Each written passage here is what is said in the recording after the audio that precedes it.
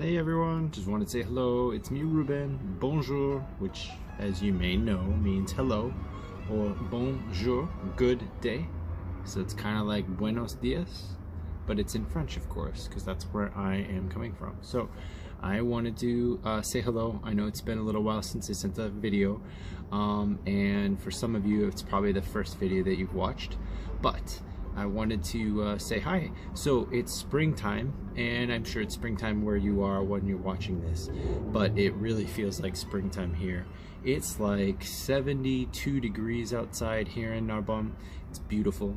The sun is out as it usually is, and lots of people outside. I'm actually doing this video from the terrace of the little apartment that we're staying in for the next, actually it's only a week. So a week from today, we'll move into our new place. So our new place is just down the road, a little bit over there. It's a really cool old building. I think the building's like 250 years old, but the apartment itself is pretty new. I'll be living on 4 different floors, so I'll be getting lots of exercise walking up and down steps. So for all of you ASAP students and walking up and down the steps at school, yeah, I'll be doing that still, but I'll be doing that at home. So anyways, just wanted to send you a quick hello. Hope everyone's doing really well. I'm gonna send you, I'm gonna add to this video actually some pictures and maybe a little brief history lesson about the area and talk about the culture here and everything else. But in the meantime, I just wanted to say salut, hello, and I hope everyone's doing well. So the first thing I wanted to show you is some pictures and video I took at Carnaval, which is an old tradition, and everyone in the local towns here come together for a big celebration and have a parade. So as you can see, people dress up in a theme, and there are a lot of marching bands. Here's one of them.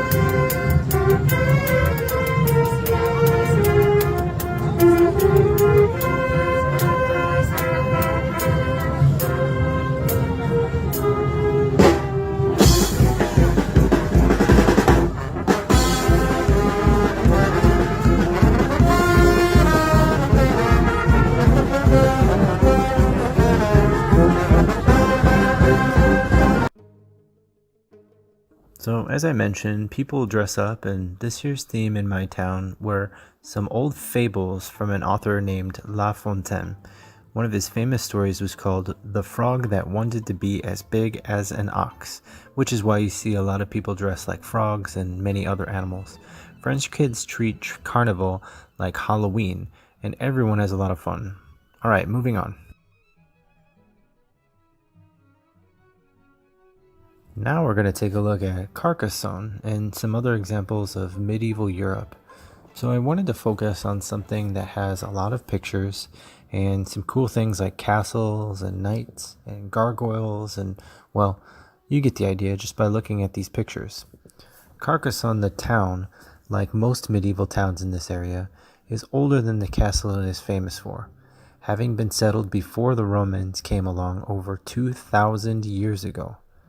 My new town, Narbonne, is only about 30 miles from Carcassonne, and these two towns are connected by lots of different roads and canals that were built about that long ago. Remember, 2,000 years old.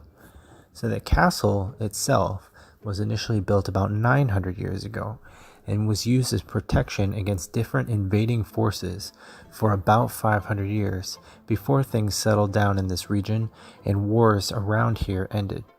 So because the wars ended, the castle was actually left alone in disrepair for about 200 years. In fact, the castle almost fell apart. Then in the 19th century, there was a group of people who started to restore the castle to try to match how it looked from around the year 1400. And what you see in these pictures is pretty much how it looked all those centuries ago. So besides the castle, there's an entire town outside the castle walls, along with other towns in the area that have buildings from that same time period that are still in use all these years later. It's amazing how they are still standing and in good shape.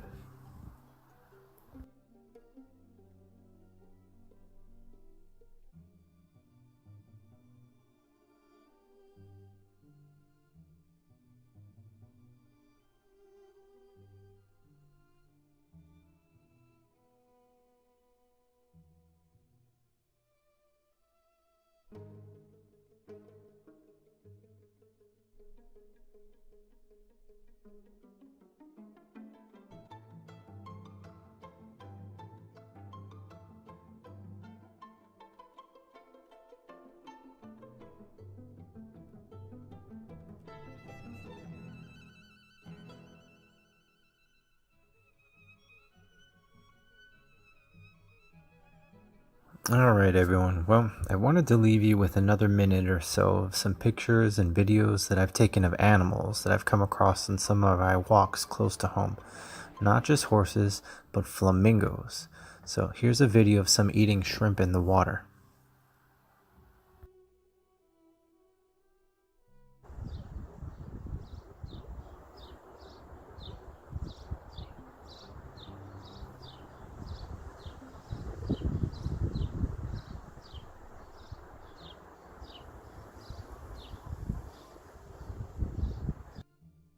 By the way, the flamingos are pink because of the shrimp that they eat.